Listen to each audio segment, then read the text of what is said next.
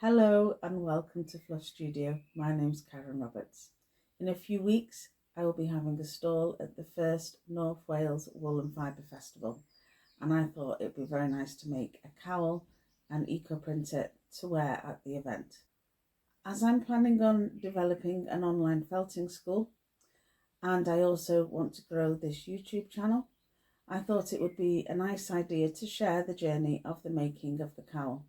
This is part one, where we'll be discussing the equipment and the materials used, laying out and felting it to the pre-felt stage. I do have a confession to make. I did intend doing this yesterday, but I had all sorts of technical issues with cameras, timing out and things like that. I'm now speaking to you on my phone, so we'll see how that goes. And also, when I started making the cowl yesterday, I thought the template looked quite small. So I checked my calculations. I was really panicking, thinking that the calculator, there was something wrong with it. Massive panics, thinking I had created this free calculator to give to felters and it was faulty somehow. So I checked my calculations and I realised it wasn't the calculator that was at fault. The calculator is perfectly fine. It's that because we're doing a cowl, so you're creating like a tube, so you're felting both sides. So all I had to do was half the circumference of my head. So I measured my head at 56 centimetres, and when I halved it, I came up with 23. That was the problem, because I'm sure that you'll all know that half of 56 is not 23. So I have now done it correctly, and you'll see, or hopefully you can see on the camera, that the resist I did yesterday and the resist I've done today is a bit of a difference in the size. So, and this looks more like, I've made lots of hats, so I've got an idea of what the resist should look like, and the one yesterday definitely looked too small. So without any further ado, I shall get on with showing you how to make a cowl.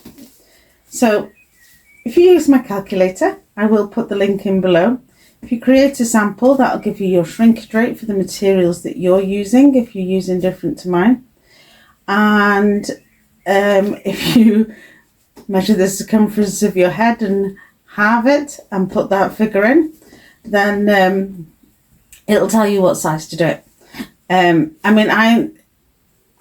looking at a cowl that's quite close fitting, so that's why I'm doing the circumference of my head. I just needed to be able to go over my head. If you wanted some more of a slouchy cowl, obviously do it bigger. So the equipment that you'll need, I've already set up here. I have my new resist. I have builder's plastic. This comes in massive sheets, about 9 foot by 12 foot. I'm using imperial now, aren't I? Can't think what that is in metric. I'm that age where I kind of use a combination of both, and some bubble wrap. Although I don't have plastic in any of the things that I make, I do use plastic to make stuff. It makes life so much easier, but obviously I try to use old packaging, and when I do if I do buy plastic, which is very rare, I always try to reuse it. This has been used multiple times. I've just cut this out of a bigger sheet that's been used multiple times. So I've just put a cutting board underneath, but that's more to help you be able to see because I'm using white. Then I have a bowl of water and a ball browser, which is one like this. You don't have to use a ball browser. You could just use a bottle with holes put in the top. And you don't even need to have soapy water. You could just use plain water and add the soap afterwards. It's just that I've already got my water soapy, so I might as well use it. And then this is the soap. This is olive oil soap. Very much believed to be the best soap for felting, but any soap will do. If you are using a harsh soap though, I would recommend that you put gloves on, so because your hands are going to be soapy for a long time. Then we have the pool noodle. A bit of plastic pipe would also work. If you're doing small things, you could use a rolling pin. I think you'd struggle with a rolling pin on this size. And then I have some mesh to cover that to protect my layout when I'm rubbing the soap on.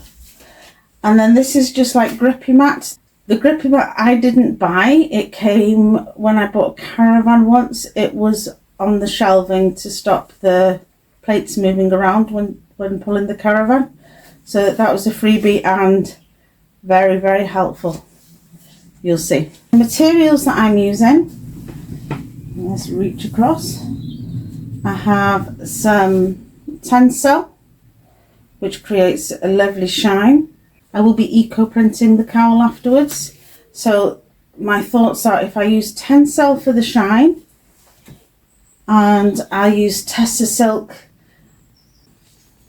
when you're eco-printing, the silk, because it's a protein fibre, will take up the colour, whereas the tencel won't take much colour at all. So the idea is that I shall use the Tessa silk to add colour to it, and the tencel to add shine to it, and the combination of the two should look very nice. And then I'm using merino. I've got some bits of silk here. I'm using merino 18.5 micron. Now I'm sure that many of you will know me for being a big promoter of Welsh breed wool, the coarser Welsh breed wool, and I certainly am. And you can make so many things that are beautiful with Welsh breed wool. But when it comes to next to the skin items, especially something that you're going to wear around your neck, then I think merino really does come into its own. And then as well as the merino, we have some Margalan silk, which is incredibly fine silk. The Margalan silk will create a kind of a lining. It will also print beautifully and give it a bit of a shine. It creates a really lovely effect, but it'll also add stability. So it's essentially nunofelting that we're doing, because as fine as this is, it is a layer of fabric and it will hold it all together. When you nunofelt, the advantage of nunofelt is you can lay out so much finer because it holds it all together to stop you getting holes. Right, so we can make a start. I'm going to create this cowl inside out. So I will be putting the embellishment fibre, which is the tencel and the tussa silk. I'll be using the embellishment fibre first, just overlapping a bit on one side. The reason I'm doing it first is to help it to not get engulfed. If it's on the side where you're doing a lot of rubbing and rolling, it can easily get completely swallowed up by the wool. And obviously we want it to be seen. We want to see that texture and that shine. Now I am going to be, the way I do it is I'll be completely wrapping my resist in fibre. So I'll be literally going around all corners. Now the majority of people that would show you how to make a cowl would have you have a longer resist and draw a line, and you would work to that line to keep the opening. But I find that just means that you've got to spend more time looking after edges. It's harder for it to keep it in the correct shape. So I tend to completely engulf it, and then when it comes to fulling, I will cut the resist out, so I'll make the openings. And that way, while I'm felting, I'm kind of teaching the wool where I want it to be, so it settles where I want it to be. I mean, when you're fulling, it's still going to move a bit, but I just find it makes it easier, and it means I don't have to worry about the edges, because looking after edges is quite boring. So this is the tussa silk. I'm just putting it on completely randomly, so some bits will be thicker, some bits will be thinner. It really doesn't matter. And the silk and the tencel, neither of them have the scales that wool has. That is how it felts. So these, you can felt silk or tencel on its own all day long and it's never going to felt. Whereas it's the wool that will do the felting. The wool will grab hold of the silk and encase it. Don't know if that's a good word.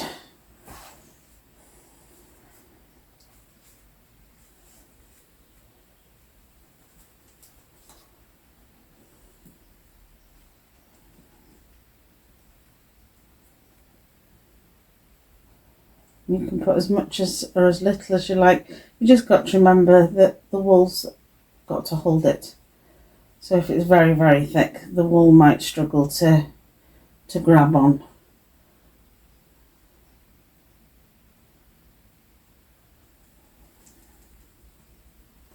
So I'm overlapping more side to side because that's where I will be maintaining it, whereas this edge bit will be cut off.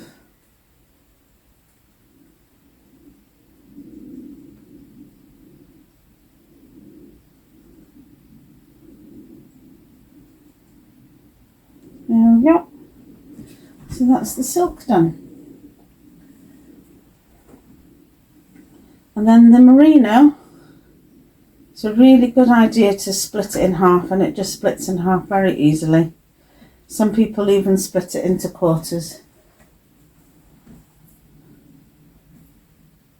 Right, now I'm going to be using a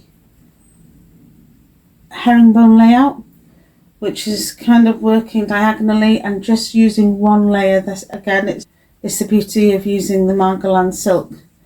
I'm just going to just make sure that when I go over the edges, that's fine.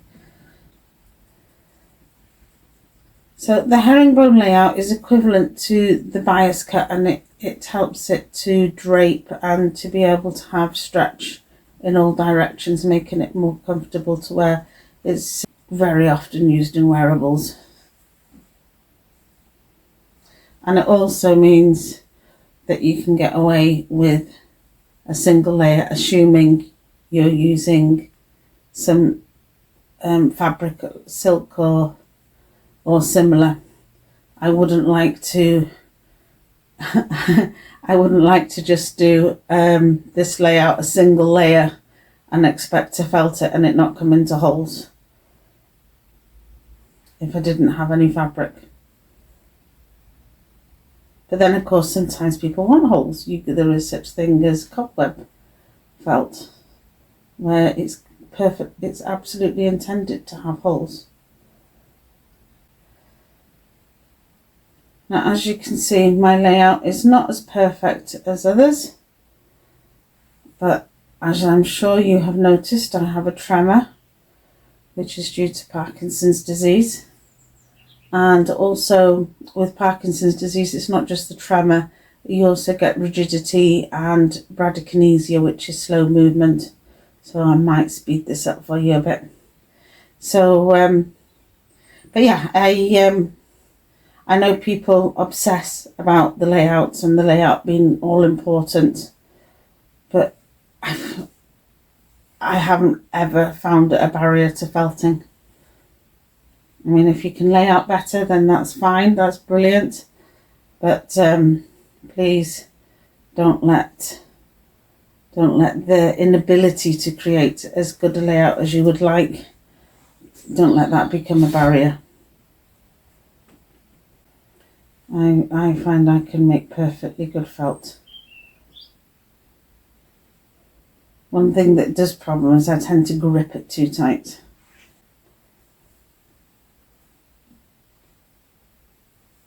Now I'm trying to lay out as fine as I can, but obviously I can have a look afterwards and have a feel around. See, like I can see that there's a little bit there. It's just a little bit of a risk, But it's amazing how fine a layout you can get away with when you're using Margalan silk or any other silk. Well, not any other silk. Has to be fine silk, but not necessarily as fine as Margalan.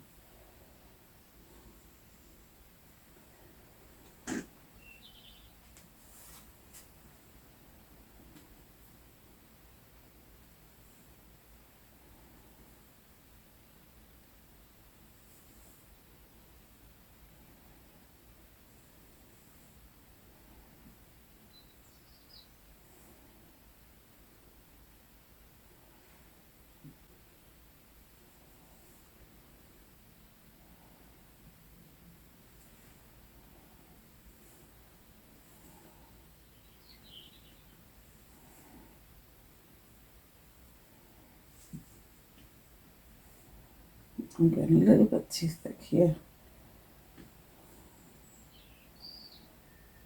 Getting carried away.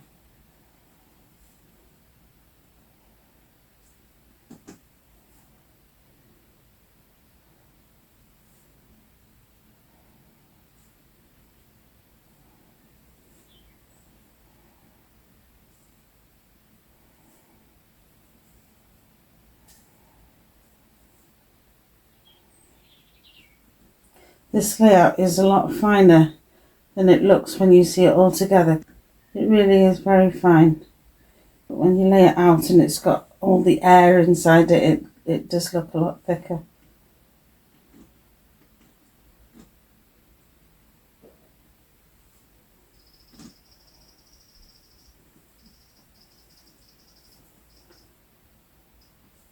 Let's make sure the corner's okay.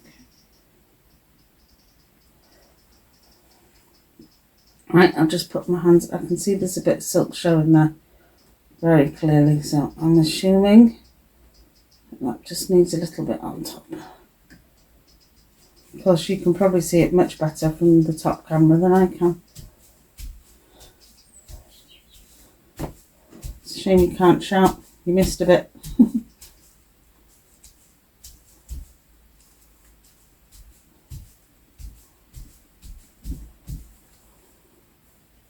I'm going to just stand up and have a look.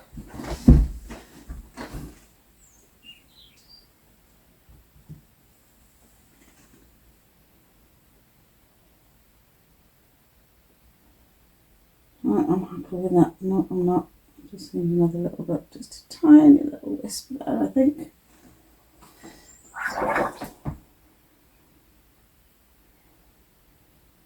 So now wet it down.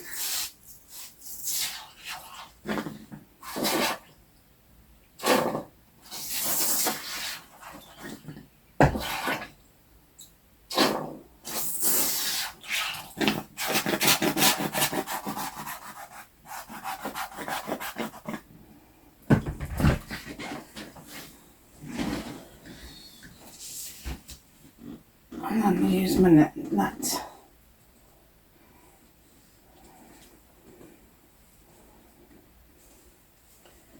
Just gently press it all down.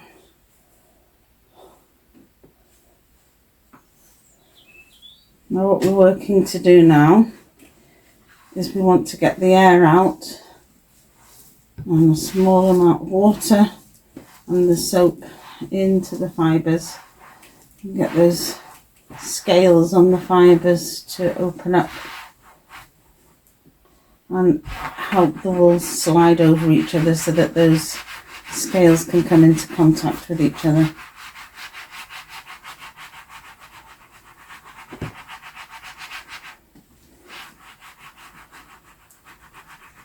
There's so many different methods of felting, and there's no right or wrong way to do things, but you just find what's best for yourself.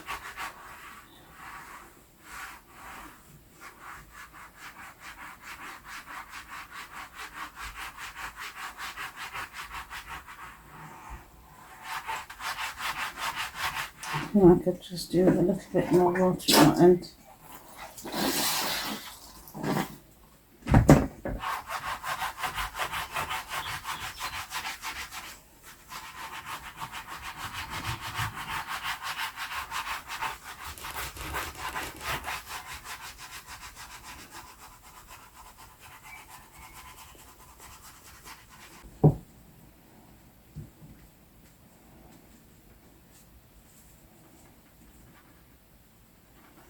And this is the hardest bit.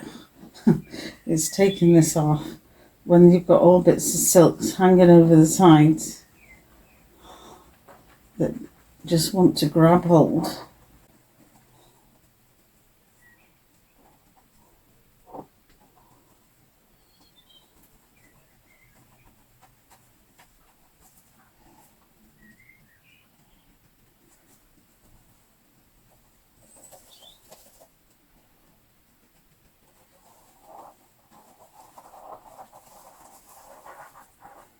There we go.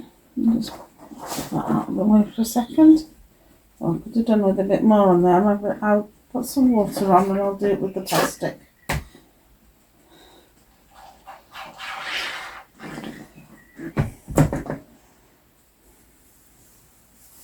And we need another piece of plastic on top.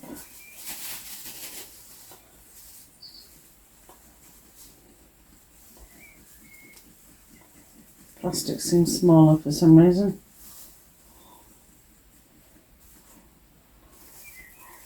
It's not good, because as I use it, it'll definitely curl up on the edges. Right, and then again, it's all a matter of getting the air out. It's handy sometimes to have a little bit of water on the top of the plastic. If you use a gentle roller, you'll be very familiar with using plastic. And I am actually the UK agent for the gentle roller. And soon I'll be able to offer a 5% discount. So looking forward to being able to do that for people.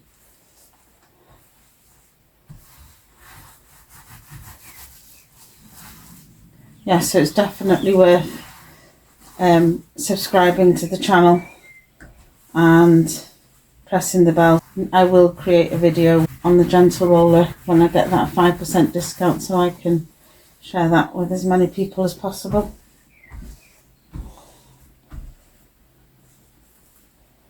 Right, so now we want to take the plastic up and flip it over, and this is the wonderful thing about using plastic. It holds it all together like a sandwich. Let me just move this forward.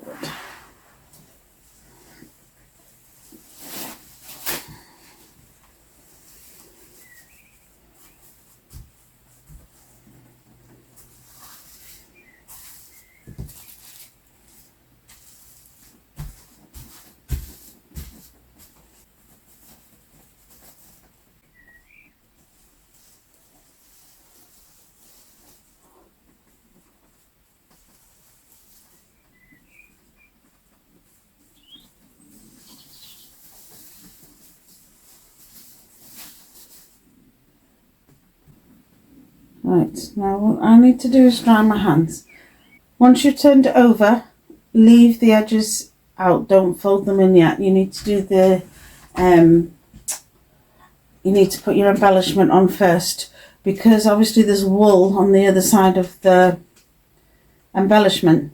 So if you pull it over and then you put your embellishment, the wool's going to be on top of the embellishment in the final piece.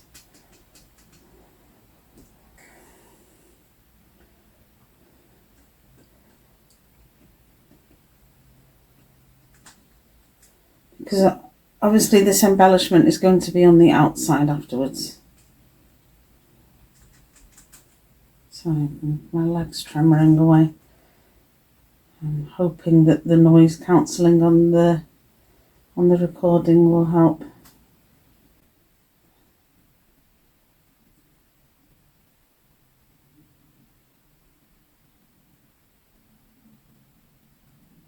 I'm sure I'm putting more on this side than the other side. I mean, what you can do is, once you've done your embellishment on one side, is take a photograph, so you've got an idea how much you put on, so it's the same on both sides. Really looking forward to eco printing this.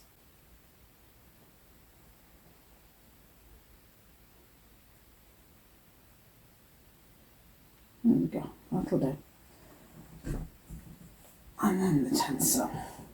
Not the tencel, the tussle. My understanding is that tussar silk is called piece silk and comes from silk cocoons after the moths have flown out. There is a hole in the cocoon, so it doesn't make such smooth silk. And obviously it's this more natural colour. But if it means that no moths have been injured or killed even, then that's wonderful.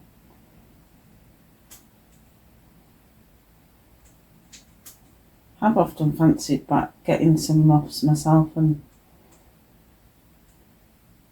having my own, making my own wild silk, but I just want to do everything and I can't do everything. Make a good YouTube thing though, wouldn't it?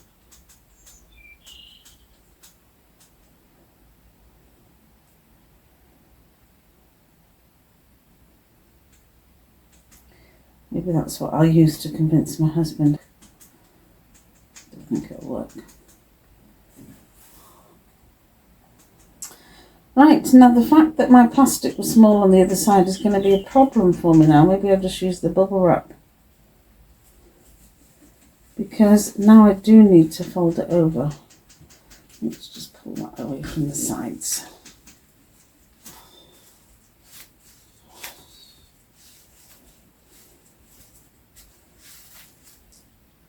I can't actually see where the plastic is. I know it's there somewhere. So on this side, because this is going to be the seam as it were, we need to wrap it really tight up to the edge. You don't want any seam. You don't want any sort of like, how can I describe it? You don't want an edge like that. If it's felted together and it's not completely wrapped tight, it'll felt to itself and cause like a lump. And that's what we don't want. Well, the plastic's gone down. You can see the plastic now. I'm going to have a hell of a job picking that up. Oh dear. The joys. Get off. Right, now then, to get this plastic. Oh, it's easier than I thought.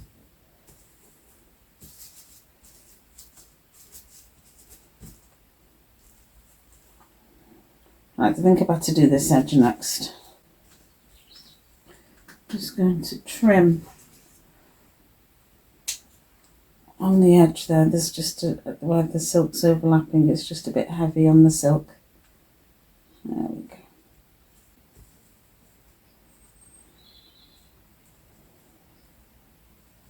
Most people recommend gloves for this. I recommend gloves for this, but I just don't like wearing them.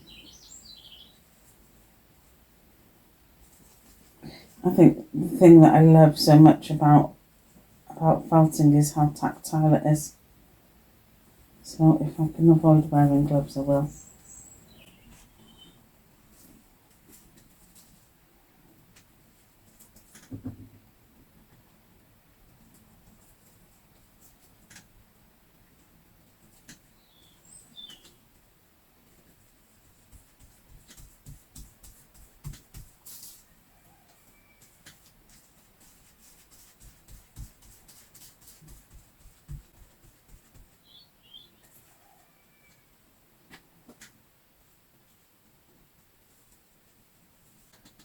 Just getting stuck up terrible.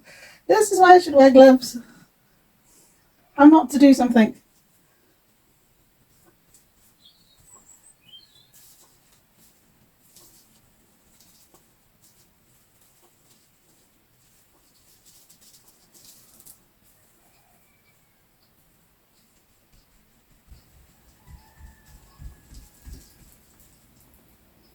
Right, where I've overlapped this.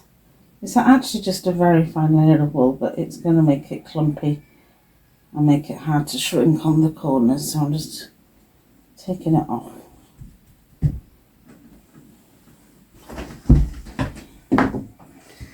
Gonna have to stand up, I think.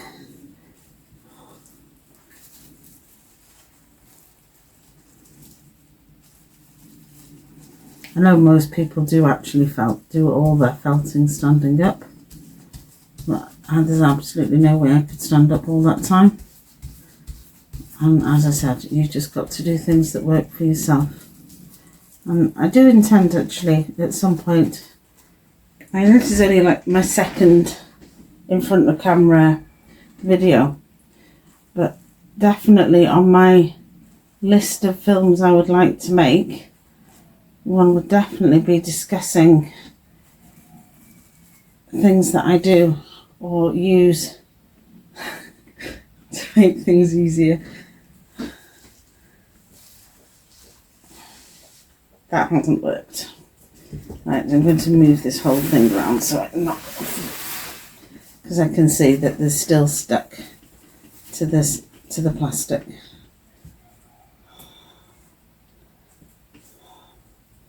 Yeah, move the felt, not yourself. Easier.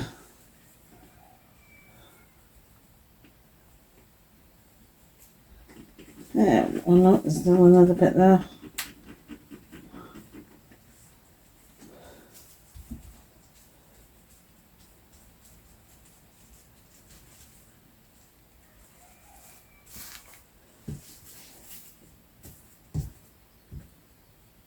It's just so hard to see it because it's just so very fine. But what I don't want is holes. Although that edge will be cut. I shall turn it back the other way now, so I don't lose where I am, and so that I'm laying out on my merino on this angle the same as before. So whereas before I overlapped the edges a bit, now I'm avoiding it unless I can see there's a particularly thin spot.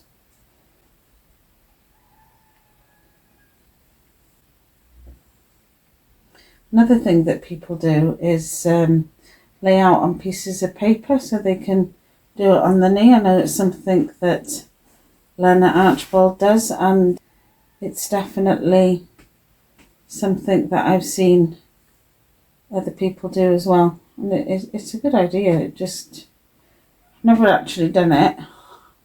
But then I've got dogs that would come and mess my if I sat in the evening doing that. I think I would end up felting my little bichons. I am a member of the Lena Archibald Felt Club. I have been for some time, and even before that I used to watch her YouTube videos. I will put a link to her membership in the description as well.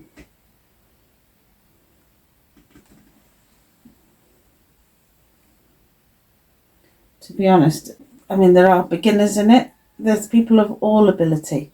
There are beginners in it, but there's people that are really, really very experienced felters and create their own unique felt. But it's really good for the community. That's what I particularly enjoy about it. If I can grab one of the Zoom meetings when everybody's chatting from around the world and you get to know each other.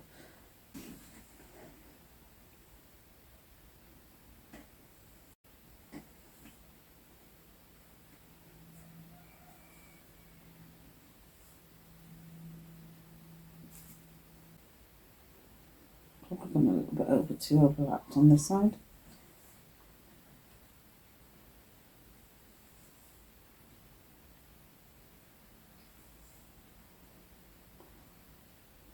Gripping my felt wool too tight.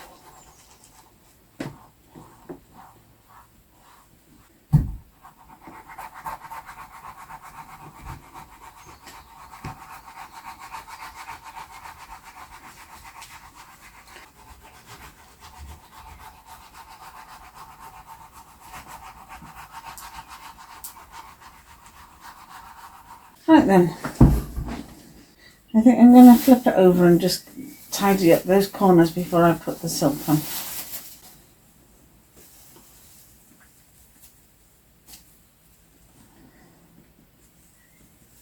Not the corners, the little bits of wisps over the edges.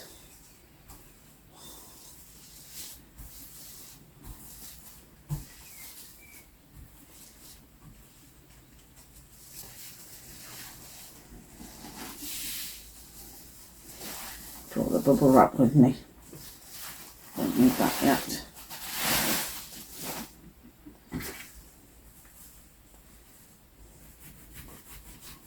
Just give that a rub.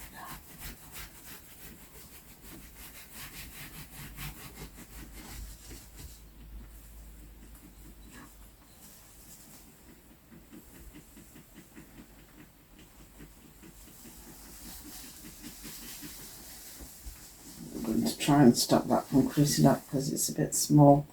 Right, okay, so now we're just going to fold over the edges just to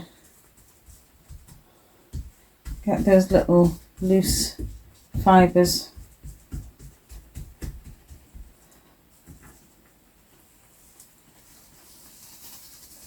Gets a bit easier at this stage without everything's wet down.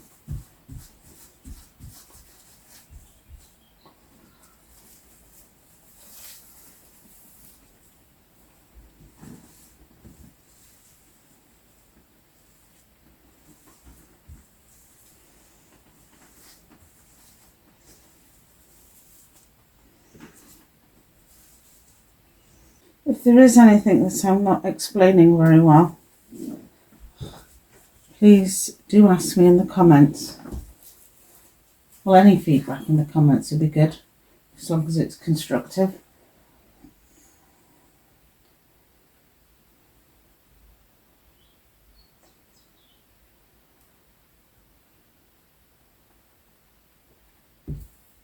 Right, now I'm going to wrap this way, so that, because as I say, I'm going to trim off the edges. So where the selvage edges, I want to be there, because this silk is 90 centimetres wide, and as you know, my layout is 45 centimetres wide, so it's only going to be enough to cover,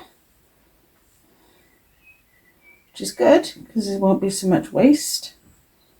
So I want to make sure that it gets to the other side, but I don't necessarily want to have the selvage edge in it, so that would be the good bit to cut. Because overlaps are fine, they actually add a bit of a feature, but a selvage edge with it being such a straight line doesn't look so natural. I like things to look natural, so all these light creases, they're fine, they're not going to do any harm, they're more likely to just give it an added bit of texture,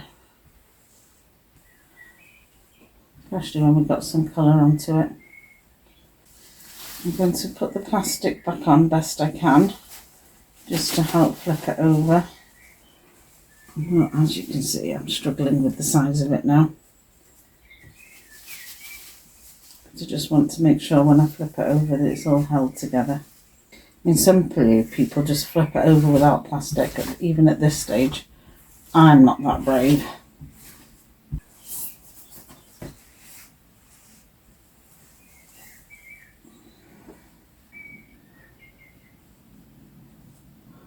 Bring this over first and then cut.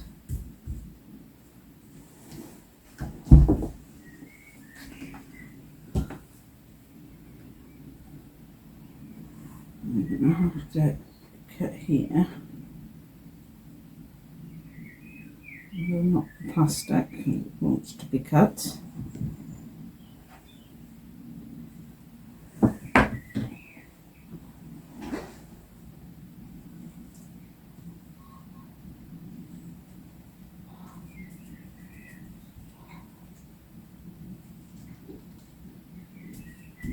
To the edge. Now, on the edge here, you definitely don't want to have a crease. want that nice and neat to the edge so that you don't get a seam, like I was talking about earlier.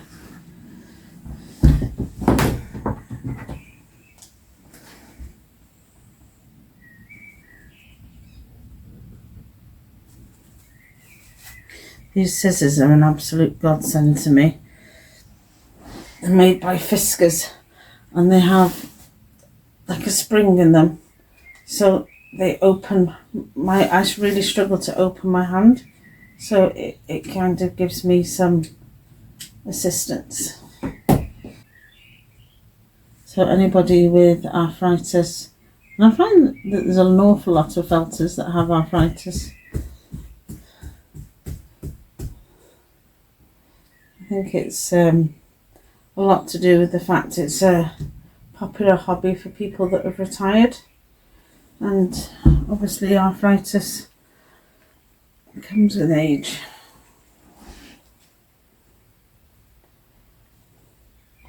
Well, that fits fantastically.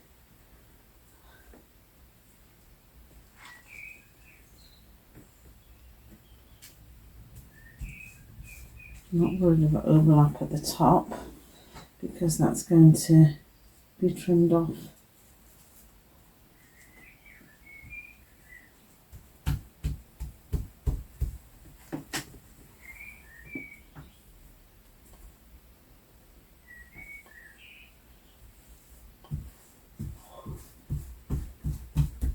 Very good. Now I don't need to worry about the plastic too much because what I will worry about is the bubble wrap.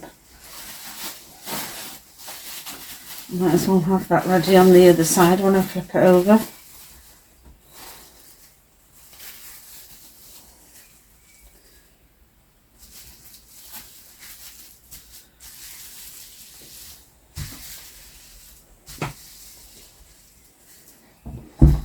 But now the silk is doing the job that the plastic was doing, holding everything together.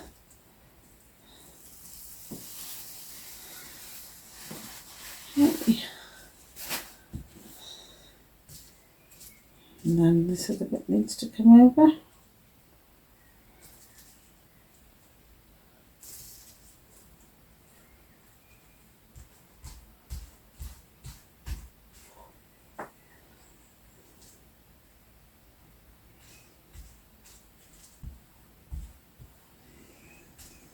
I think this pattern's actually going to look very effective.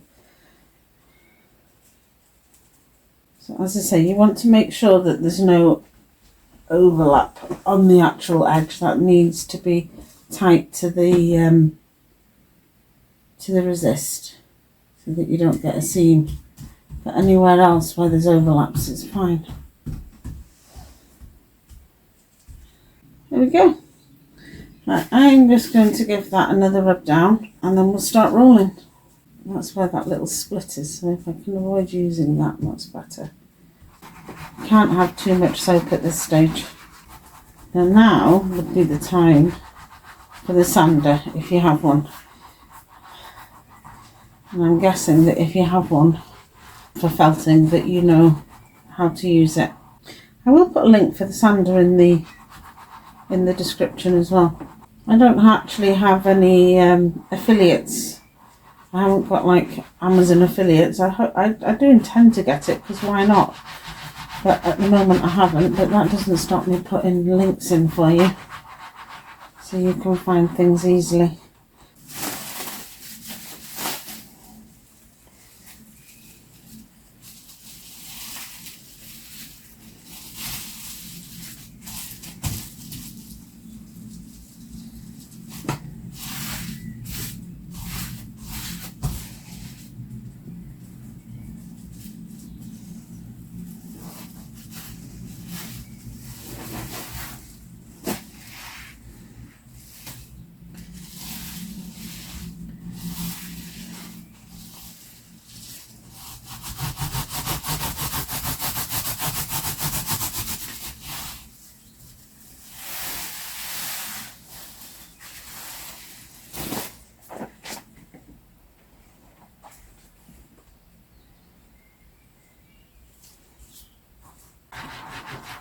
my right hand some exercise.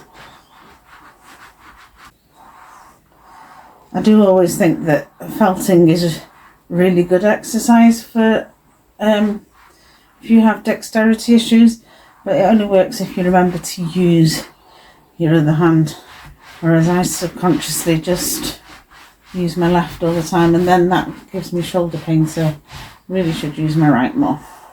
Nice and sudsy. I think we're doing really well. It's not quite on the bubble wrap though. Never mind, I'll make sure this is overlapped on this side and I'm sure we'll be fine.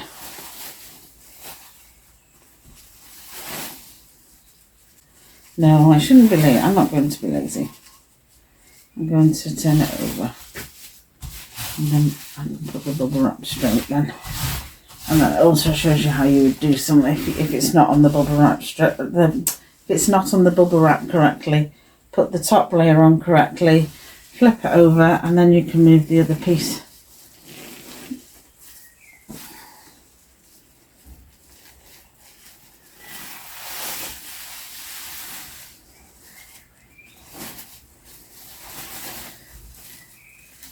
I clearly cut this bubble wrap the smaller resist. I can't believe I did that. Absolutely can't believe that I couldn't have 56. And nobody put it in the comments, so nobody else noticed. Should have kept quiet about it, shouldn't I? But it's just not me. Right, so now we use the pool noodle.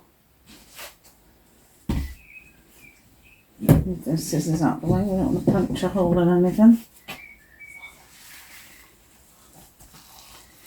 And we'll wrap this tightly around the pool noodle.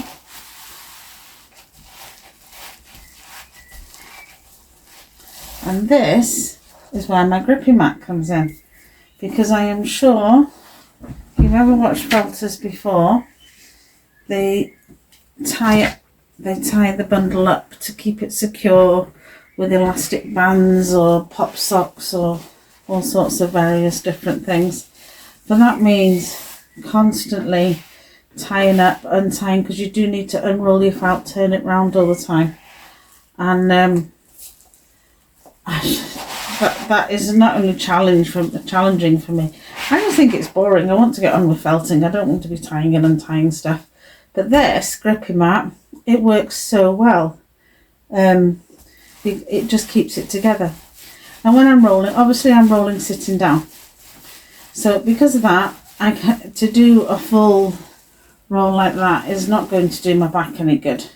So I do short rolls like this, 25 at a time, and then turn it 90 degrees.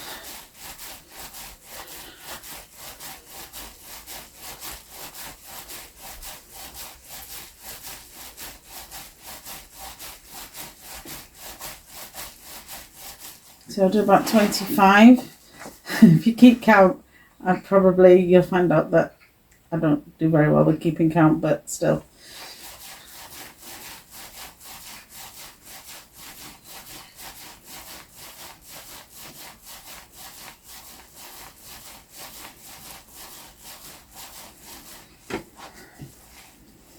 It's good to move your hands to different places as well.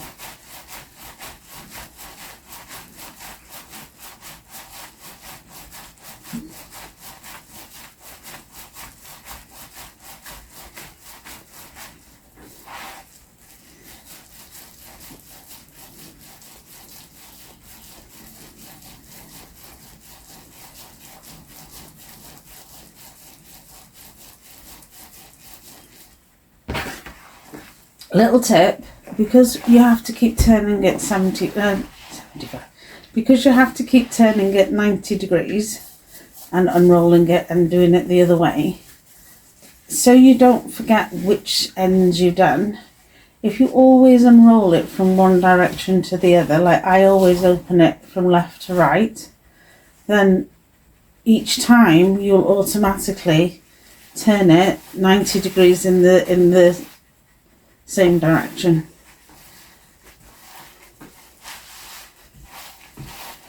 Now what I'm going to do is do these kind of 100 rolls, because I'm not doing full rolls, so I'm just doing 25 short rolls and turning it, so I do like 4 lots of them on each one. So I'm going to do that from each direction, and then turn the felt over and do the same thing on the other side, exactly the same, and then have a look. We'll see how we're getting on.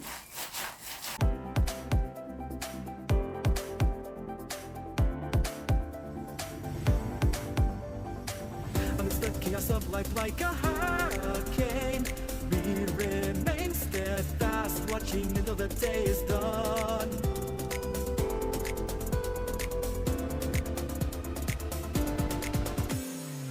We're cruising in the current of guys.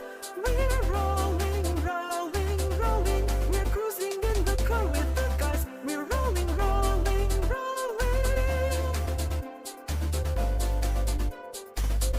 We patiently wait.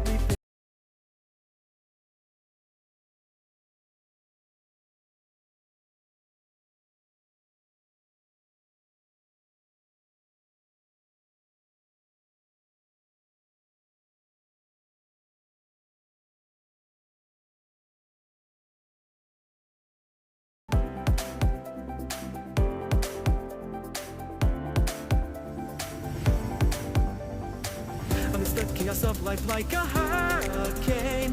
We remain steadfast, watching until the day is done.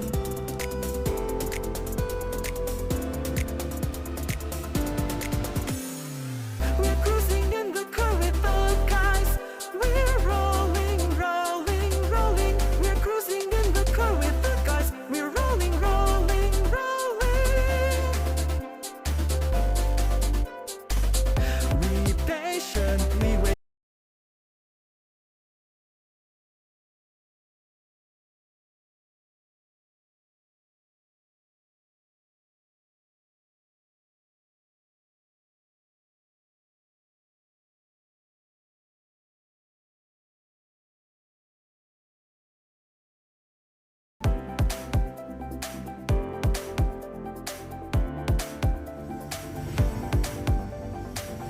Taking us up like a hurricane.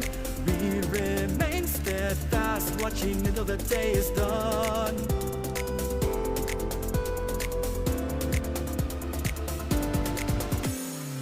We're cruising in the current of guys. We're rolling, rolling, rolling. We're cruising in the current of guys. We're rolling, rolling, rolling. We patiently wait.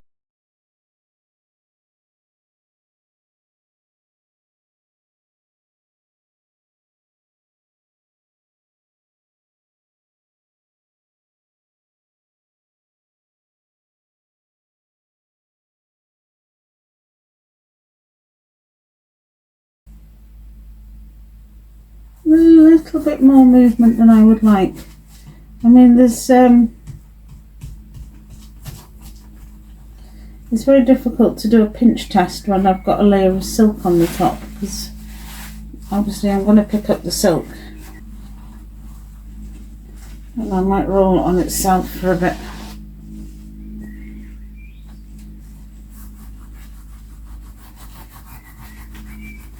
It's not as thick and soapy on this side for some reason.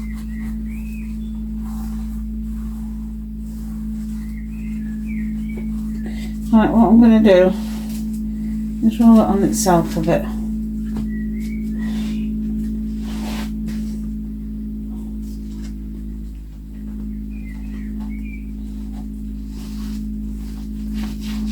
Before I take it off the resist.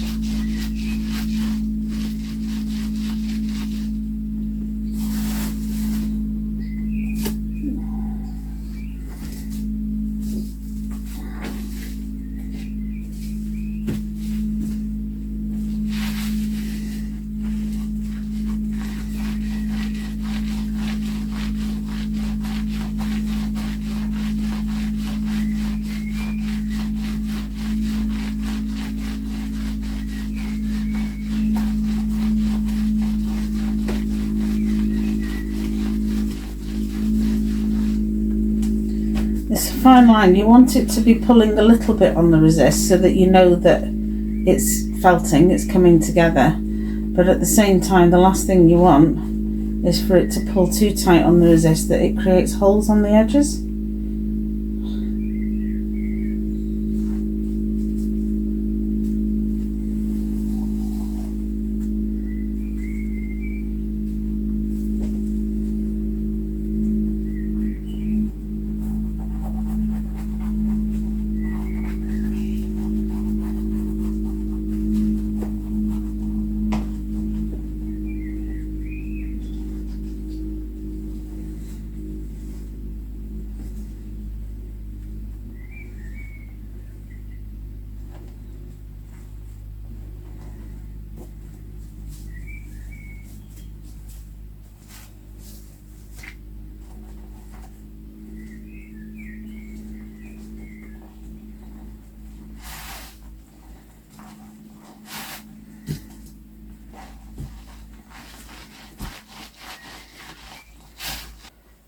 I think felting is actually intuitive more than anything else. I mean, you can be given instructions like these, but then you just kind of do what feels right.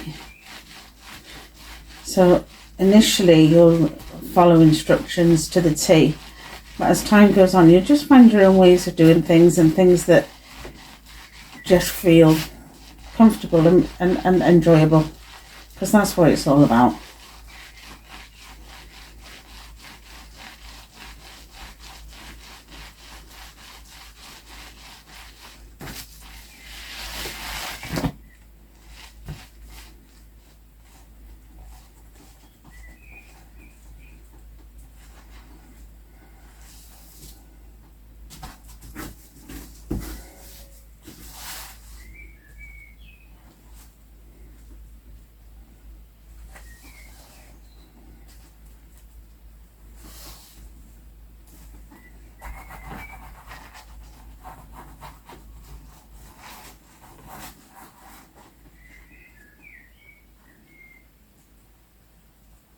What's coming off the resist there? I'm guessing the reason why it's not been pulling tight is because my resist is actually curled over.